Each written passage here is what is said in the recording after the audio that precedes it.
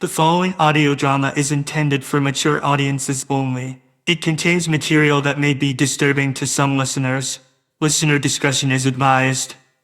This is the second chapter in the When He Returned series, written by GraySlate. Performing this tale are Majima AI, Mirei AI, and Katusya AI. All inputs were recorded by GraySlate.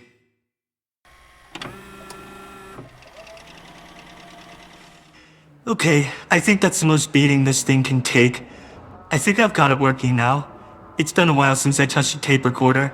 This one was really giving me some grief. It must be ancient or something. But it's got new batteries and a blank tape. I'm good to go. I hope this tape is listened to. It's a really crazy story to believe, I know, but I have to have faith someone will pay attention to it. Especially if it falls into the hands of those involved, like I intend. The best way to start this off is with a couple of apologies. To Katusya, I'm so sorry it ended this way. I never meant to turn you away from us. Sowing tons of animosity was never in my plans.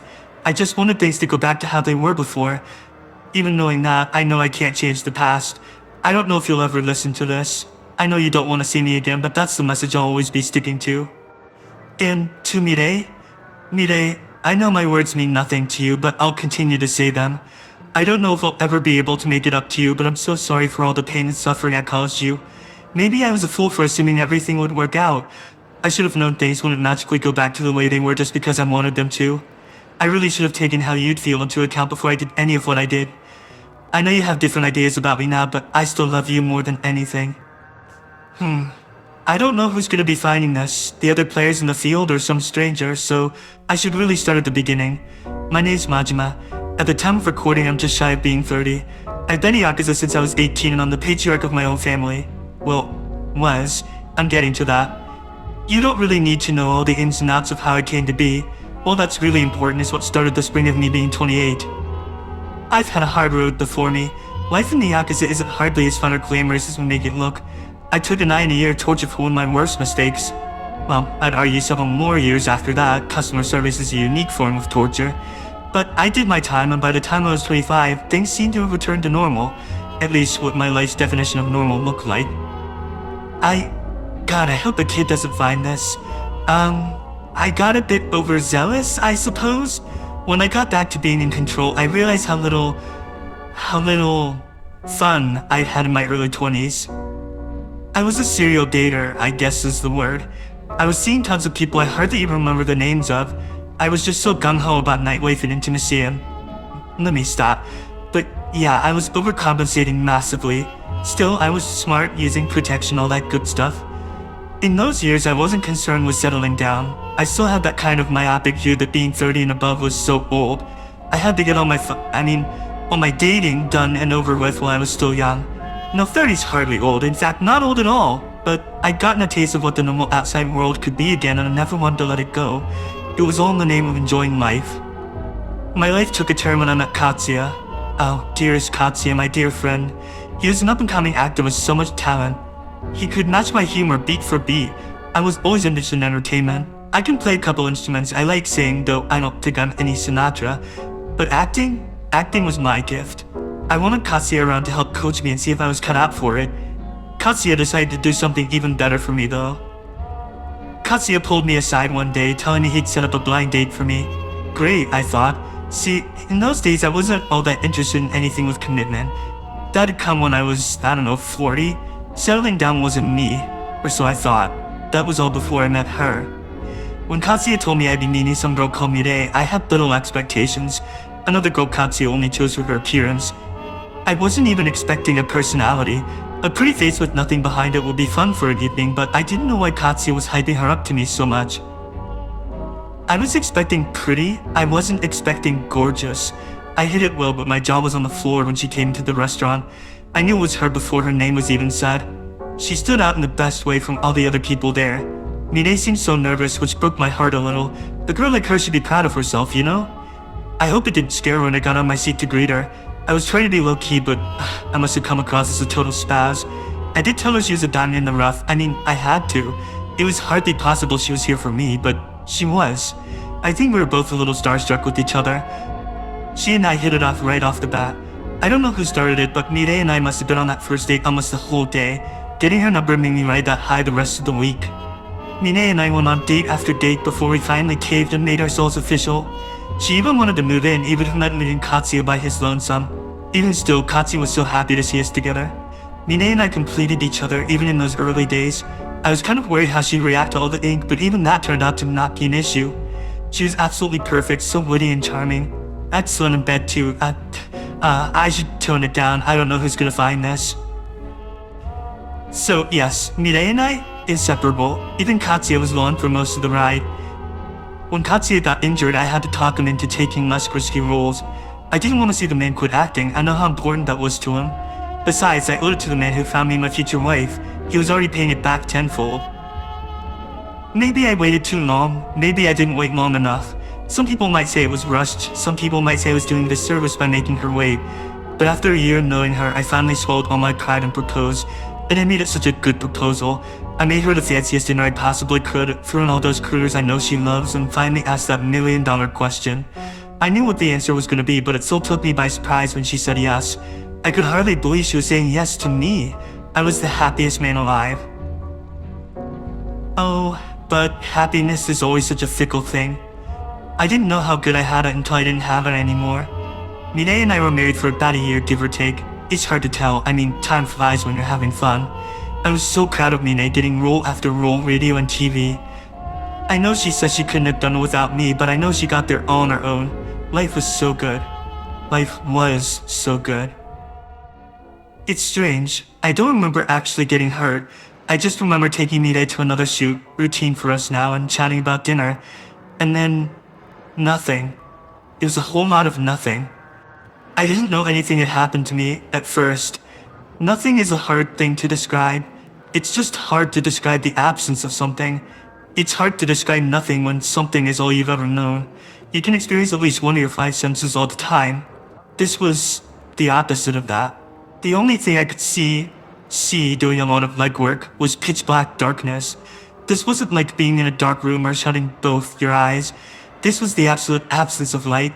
You can always reopen your eyes or turn on the light, but I couldn't shut this off. It was the darkest thing I'd ever laid an eye on. If I held my hand up 2 inches from my face, I wouldn't be able to see it. I could intuit that I was still me. I still had some form. There was little else to do in this void, so I started walking. I couldn't feel the ground beneath me if there was any there, but I seemed to otherwise be walking a straight line. I actually couldn't feel much, really. I couldn't hear or feel myself breathe. I couldn't feel my heart beating. I wasn't even really feeling much emotion. I wasn't scared, yet. Maybe this was some bad dream and I'd wake up soon. I don't know how long I walked. There was no way to keep time in this non-space. I didn't feel weary or worn down or even afraid. I had no heartbeat or breathing, but it's not like I ever picked up on doing that in my dreams, so it wasn't disturbing. I only knew that I was moving forward and that I seemed to have a body pushing me in whatever direction I chose. It was a really curious place. No light, no sound, not even the tinnitus that was usually there ringing in my ears. I walked for what must have been hours until I saw it. There it was, something else in this wasteland. It was fake, but I could tell it was something that lit up. Fire? But I'd smell it from here, wouldn't I? I still couldn't smell anything. I didn't have the time to question it. I willed my body to move faster. More and more light filled my vision. A pretty easy feat with how barren the rest of the area was. I didn't stop until I was at the source. I wasn't winded or even the smallest bit tired. It was a flame, I think.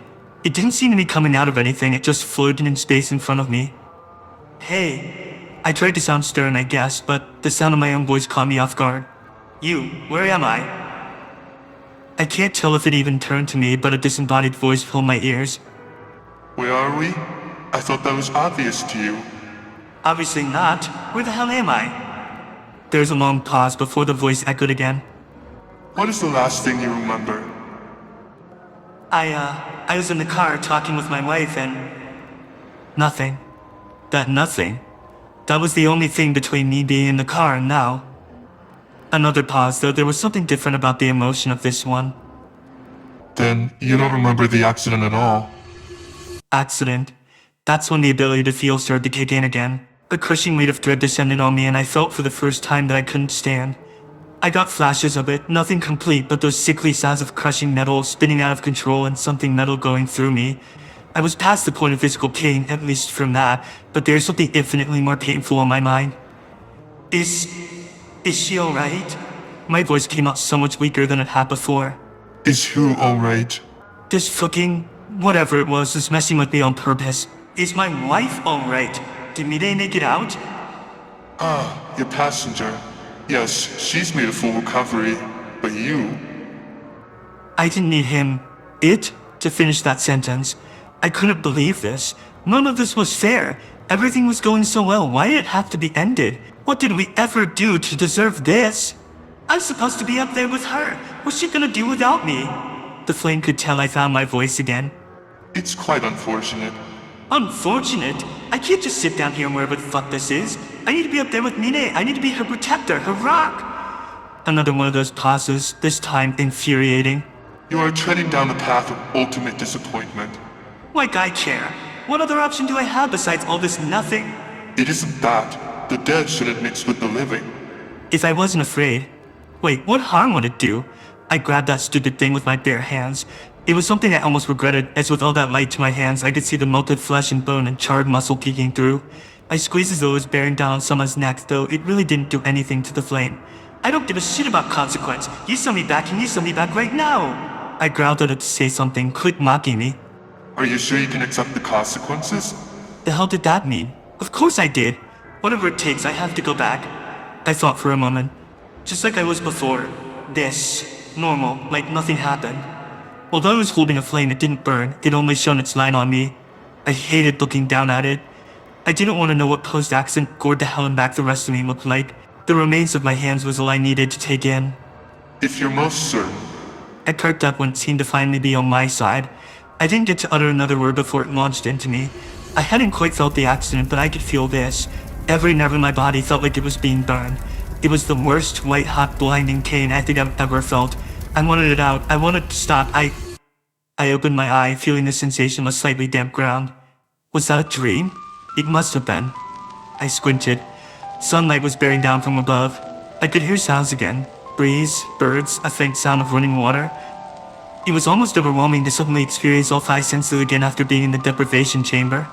If that was a dream, why was I outside? I pushed myself up. I was on the ground out in the woods. I didn't know how far out. Why was I out here? I checked the rest of myself. My hands, they were intact.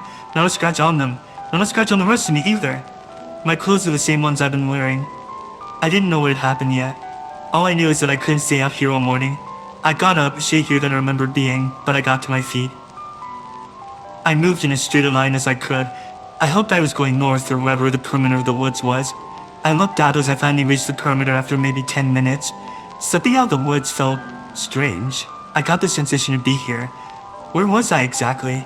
I looked around. I recognized the street. It was my street. I knew what that meant. I shambled up the sidewalk, counting the numbers until I got to mine. I didn't see anyone out. It must have been super early. Not even a single person walking a dog. Added to how strange it felt to be the only one out. I didn't know what time it was, but if it was morning, she'd be up, right? I got up to my door, breathing a little shallow as I rang the bell. I waited, and waited, and waited. No response. I rang again, and again, and again. I needed Mirei to know I was there. I couldn't just leave her alone in the house. Finally, I heard that door start to open. The corners of my mouth turned up to a smile. The door opened and there she stood. Good morning, Mirei. I'm so sorry to kept you waiting so long, but I made my way back. Better late than never, right? Mirei looked at me in a way I hadn't ever seen her do. Her eyes were wide, like a cornered animal. Oh, then I suppose that means this all wasn't a dream. She would be able to speak to me now if she wasn't face to face with a dead man. I had to put her at ease. Look, Mirei. I took her hands in mine and ran them over with my fingers. I'm as real as you. Warm flesh and blood, same as you are. You believe that, don't you? Her gaze turned to her hands. She was hardly moving. I think a breeze might have knocked her over. We couldn't stand here in the doorway the whole morning. Why don't I come in, dear? Mirei stepped aside for me and I came right in. The house was just as I'd left it. It felt amazing to be back in it. It beat that void or the woods. Man, I miss this place. I miss you. It's good to be back. Where did you go? Mirei finally found her voice. Where'd I go? Oh, somewhere real cold and senseless, like a void of sorts, I guess. That void didn't matter now. I'd gotten what I wanted. I was back, and was really hungry. I picked the nearest thing, an apple, and started gnawing. Sorry, need to chew on something. When was the last time I ate? This tasted so much better than I remembered. I got pulled out of it when Mirei spoke up again. Majima, your ashes are upstairs in my room. This just isn't possible. Ashes? I was already cremated? I wonder how all that would work. There must have been a longer passage of time than I thought. Is that so? Why don't you show me? Mirei still seemed so nervous, but I tailed her to our room. This was a lot for her to accept, I knew, but I was curious for myself. I followed her up, taking a little box with my name on it. It intrigued me that an entire human body could be turned to ashes and fit in such a little box. I could tell something was off by the way Mirei reacted to handling it. Mirei shook as she turned towards me with the lid opened. That's strange, it was an empty box. Now that's curious. It's empty, dear. You said this had my ashes in it? I pushed it down with a finger. I wasn't sure if it answered my question or just opened up more. I could see Mirei was thinking about so many things at once. She looked about to fade. Mirei, are you okay? She looked pale and so deathly afraid. You don't look so good, dear. Why don't you sit down? I sat with her before anything could happen. I let her speak, gently running my thumb over her hand. I don't understand this. I didn't understand it either, but I was her comforter. I had to be that rock I'd promised to be. I know it's a lot to take in. I don't know if I have all the answers myself, but I don't think it matters. I made it back here. That's all that really matters, right? Things can go back to the way they were before. Mirei turned to me as I spoke, finally starting to appear calmer. Good. Things could go back to where they were before. Mirei moved closer. I did the only thing I could think to do. I let her lean in and kiss me. It felt amazing. If there are any descriptors about phenomenal or divine, this was right at that level. I'd return, same as I ever was. I knew Mirei would understand. Now that I had her again, I never wanted to let her go. I could infer that's what she wanted too. We could be together again like nothing had happened. Same as it ever was. Same as it ever was. Same as it ever was. And look where my hand was. Where was I? Oh, yes. I knew Mirei was on board with me. I offered to make us breakfast. More for her. I doubt she'd eaten, but I was also still so hungry. No matter what, she could never resist the stuff I cooked for her. I was so glad to see her enjoying herself. I was so glad to be back around her, but it made me aware of the presence of another someone we knew. Say, where's Katusya? Why don't we bring him over? Mirei told me Katusya was working late. That sounded like him. That man only ever knows how to work. Well, we shouldn't bother him. Let him come over on his own. I was struck with a great idea. Hey, I know. Don't let him know I'm here. Why it be a surprise? Mirei appeared to think about it. Oh, don't tell me he had another engagement, right? I was about to take it back when Mirei said, Sure, I know he'll be happy to see you. Perfect! My two best people, all of us, reunited again. Mirei wanted to know where I'd been, but I didn't find it important. I tried to get her to fill me in on what had happened since the accident. Turns out I'd been out of commission for 2 weeks. That broke my heart to hear. Leaving Mirei and Katusya by their lonesome for that long hurt so much to learn. I never wanted to leave for that length of time again. It was hard to hear, but I could tell it was a weight off Mirei's shoulders. I'd never make Mirei feel that way again. I'd hope. It's not a perfect world. During all my whispering to her as I held her and made all my promises, it turned from being masturbating each other, to cuddling, to making love to her like I'd never get a chance again. Of course, that's absurd. I was back for good. I could do this every day, multiple times a day until I got too old for it. I don't know if it was just because I was away for so long, but being able to have sex with Mirei was even more pleasurable than I remember it being. It was a beautiful thing, and I knew it sealed the deal between us. It was like doing a second set of wedding vows, even though we barely said a word the whole time. I wished I could have just lounged with Mirei the whole day, but I was too eager to see Katusya. Oh, he'd be so happy to see me, wouldn't he? When he rang the doorbell, Mirei went to greet him. I waited it out a bit until I could no longer stand it. I gave him the biggest hug when I got to him. I was so glad I could actually touch him again. I thought I was never gonna see him again. I was ecstatic he'd stay for dinner, the two best people in my life once again under the same roof. As I was getting beer for everyone, Katusya wanted to talk to Mirei outside. No problem, dinner was to be made. I did catch glances of the two of them here and there, and Katusya seemed upset about something. Oh, I hoped in that moment I hadn't been the one to upset him. Maybe he was high-strung because of work and didn't want me to hear? Or maybe he was unpacking his grief in the last 2 weeks. I didn't want to judge or get in his way. I figured I wouldn't ask. I made sure that dinner went swimmingly. To me, it felt like I'd not even left. Mirei was so happy to see me. Katusya? Now I realized looking back something was off. He was still nearer than the two of us, apprehensive too. I just chalked it up to him not knowing how to react to seeing me again. Maybe I could have seen it all coming if I had my blinders off. I stayed ignorant through a few more dinners. Katsuya's attitude never changed, but Mirei was with the program at least. I still lived to entertain, that was all I wanted to do now that I had all the time in the world to do it again. It was really too bad Katsuya had other plans for me. We'd been eating outside, lingering long after the sun went down, but neither of us seemed tired at all. It was all going routinely until Katsuya suddenly jumped up. Damn it, I've had enough of this. I was confused at that time. What's the matter, Katsuya? Don't play that bullshit with me. You know damn well what's wrong. Katsuya sounded angrier than I'd ever heard him get. He was always such a laid-back guy. Mirei tried to jump to my defense, but he made a motion to keep her seated. I'm done pretending like I'm just okay with this charade. Machima's been fucking dead for weeks. Oh, this was bad. I had to defuse it. I rose slowly and tried to remain calm.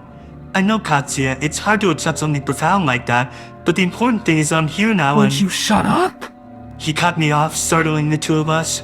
There's no way I'm accepting any of this shit. I'm putting an end to this right now. I felt my heart stand still as Katsuya pulled out a gun. I never knew him to carry any weapons. He upheld peace more than anything. What was he doing with the gun? I faintly heard Mirei try to talk him down, but I could hardly focus on anything else besides that barrel. I desperately tried to find the words. I know you're angry, Katsuya, but just put the gun down and we'll talk about this. It happened so fast. I didn't even realize Katsuya had taken a shot until I was falling. Black crept into my vision and any sound faded into a haze until it was no more. When I came to, I saw that flame again. That infernal egomaniac flame thing. I still don't know what it really was. Even without a face to it, I could tell it wasn't happy to see me. I know I shouldn't have entrusted you with this. There is no way to feel something this time. I was boiling over with rage as soon as I knew I was back here. Why is this suddenly my fault? I didn't know Katsuya would shoot me. The flame paused. I informed you there would be many consequences and you disregarded every single one. I felt like I was gonna go up in flames again. I wasn't prepared for that one. Just lay me up and send me back. You wanna put me in pain anyway. Another infuriating pause. Are you sure? Fuck you, you're omniscient, you already know. This time is different than the first. Look down at your hand. I was about to tell it was full of shit, but I changed my tone when I saw my hand. My right ring finger was blotted black all the way down against the light of the flame. It was so odd to see. When I touched it, it had a slightly slimy texture. Still, it stayed on me. I half expected it to slough off. If you were to return here again, you have to give another piece of yourself. If I send you back, will you exercise more care? Another piece of myself? Well, if it was just a small piece like that, surely I could put that out. I solemnly swear. I woke up to the same tune of woodsy ambiance and sunlight bearing into my vision. The leaves beneath me were more dry this time. The forest floor crunched as I stood and kept a rhythm as I shambled to the edge. It seemed to be later than last time. The sun was still there but seemed to be setting. In my haste, I brushed up against something in my pocket. Oh, right, I showed the stickers there the last time I wore these pants. I was starving, so I ate in nearly one bite. Slightly soft, but still good. I only had one destination, like always. I trudged out the street to my house and rang the bell. Seeing Mirei open the door put me at ease and I found myself smiling again. Mirei! Oh, it's so good to see you. I didn't mean to take so long, but it was shorter than last time, right? Mirei was at a loss for words, as she often was, so I invited myself in. Oh, Mirei, I'm sorry. I know you're not the one I should be saying it to, but I can't stress it enough. I know I made Katsuya so upset. I mean, he wouldn't have pulled a gun on me if he wasn't pissed at me, right? Hungering so badly. I helped myself to another apple. I felt that I kind of wolfed it down, but it was like my stomach had somehow hollowed out twice its original size since all this started. Sorry, I was starving. I had Snickers in my pocket from earlier, but it wasn't enough. Come to think of it, most of it hadn't seemed like enough lately. It seemed Mirei was alone. Say, is Katsuya around? I think I should talk to him. I had to try and make things right between us. I don't think Katsuya wants to see you. Mirei's words just made me giggle. Sounded like him. That tracks. I'd never seen him that angry before. I was still so goddamn hungry. I pulled out a tray, pot roast. No need to heat it, it was already cooked and I wanted it there and now. I ate with my hands and continued. I do want to apologize though, I never meant to get him so riled up. I thought he'd have been excited. I guess not. Now that I'm remembering, that was damn good pot roast. Who made that? Oh well, I had bigger things to worry about. Ain't that sad? I finished it off and washed my hands. My ears perked up when Mirei said we could call him tomorrow. Oh, that sounds lovely. Should I bring him some kind of gift? You know, to apologize. No, I should go with you when you meet up. That would be better than going alone. I know she had gotten pretty late. Of course, dear. It's been a long day, huh? Why don't we get some rest? I beamed when Mirei nodded. I went ahead and went upstairs and got ready. Okay, now would be the time I do this right. I settled in and patiently waited for her. Once she joined me, I pulled Mirei close. I just never wanted to let her go. I was out pretty quickly. I never had much trouble falling asleep, but I felt like it was happening even faster these days. I remember the dream I had, staring up at an orange and purple sunset sky. I was right at the edge of the water of a beach. I wasn't close to drowning, but the water was warm, the sun wasn't too hot, but it wasn't freezing. The lapping water felt so nice in my skin as I stared at the slow-moving clouds below. I wondered briefly where Mirei was. I felt my breath catch. My throat suddenly stung. It felt like it had been opened somehow. I could feel something warmer and thicker than the water spilling from my neck. I clawed it in a vain attempt to close it up, but the blood just flowed. I choked and sputtered as more and more blood left me. The water level rose, and for whatever reason I couldn't back away. The sea just kept dragging me until my head and body was covered by water. I was suffocating. No, drowning. Red spread through the water, a sight I couldn't see much of as I was dragged further down. I couldn't take any more and let it all fade to black. What do I keep telling you? I came to in front of... Was it that flame? It looked like more of a defiant shape this time. More like a head. I didn't know how to answer. I keep telling you there's gonna be consequences, and what do you keep doing? I didn't recall the flame thing being so emotional, or even so casual. What? What did I do that time? Jesus, man, your own life slipped your throat and buried you. How do you even manage that? Slit my throat? But why with Mirei?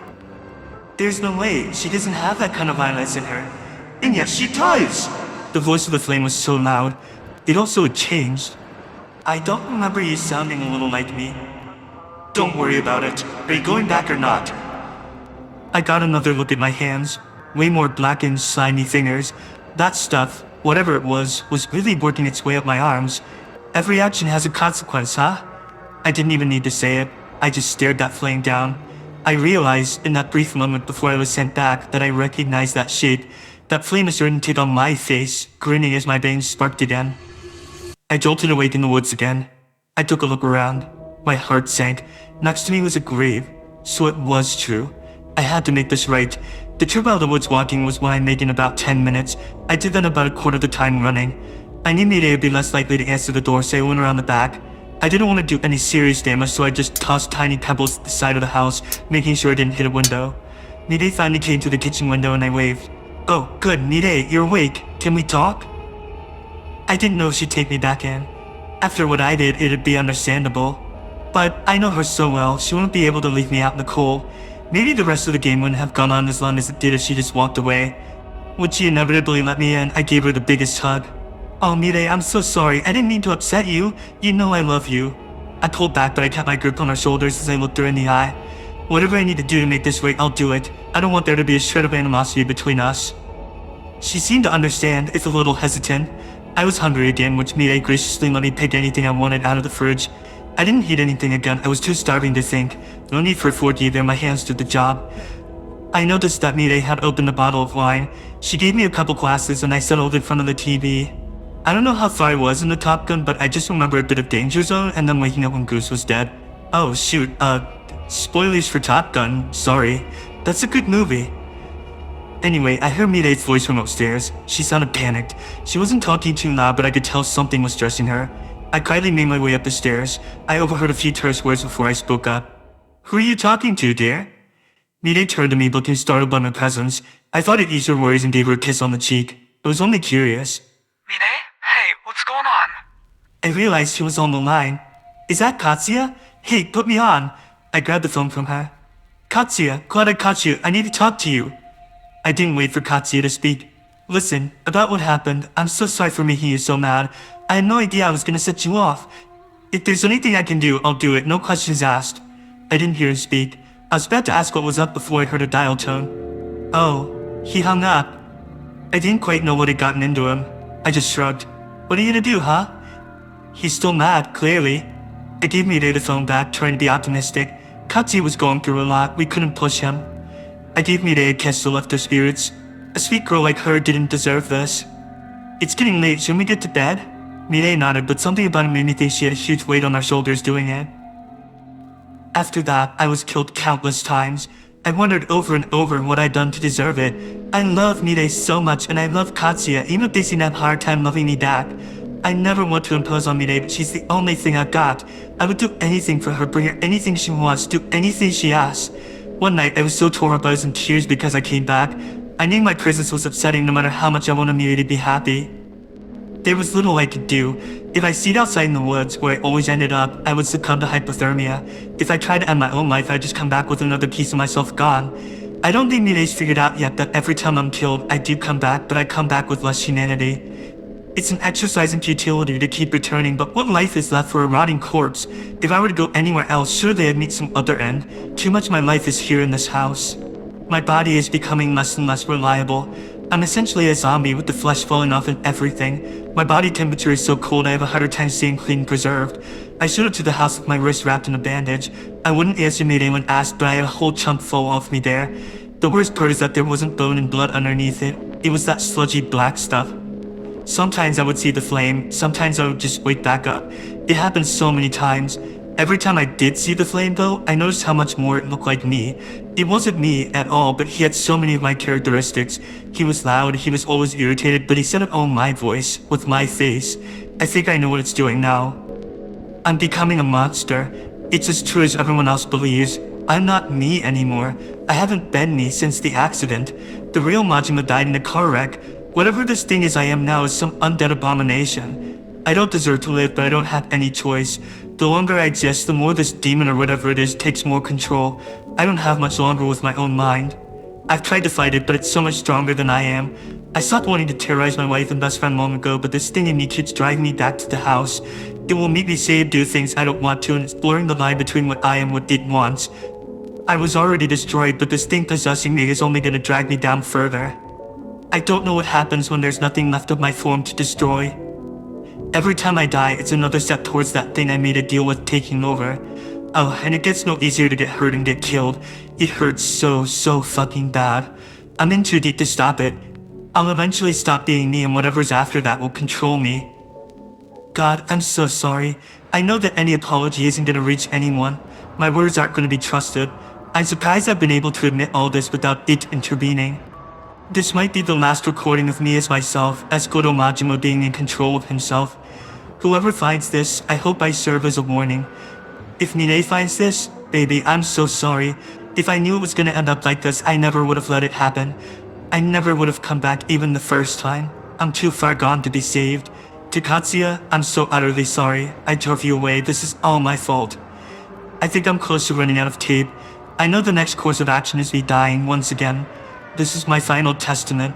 Whatever happens next, I won't be able to stop it. I'm so sorry, everyone. I would get up now while you still can. It's too late for me, but it may not be too late for you. When You Return was adapted for audio by GraySlate. Goto Majima, Mirei Park. And Naoki Katusya. are property of RGG Studios and Sega. All models were created by GraySlate. All art was made by GraySlate. English captioning was provided by GraySlate. Usage of this audio drama in any capacity requires express written permission from GraySlate. Thanks for listening.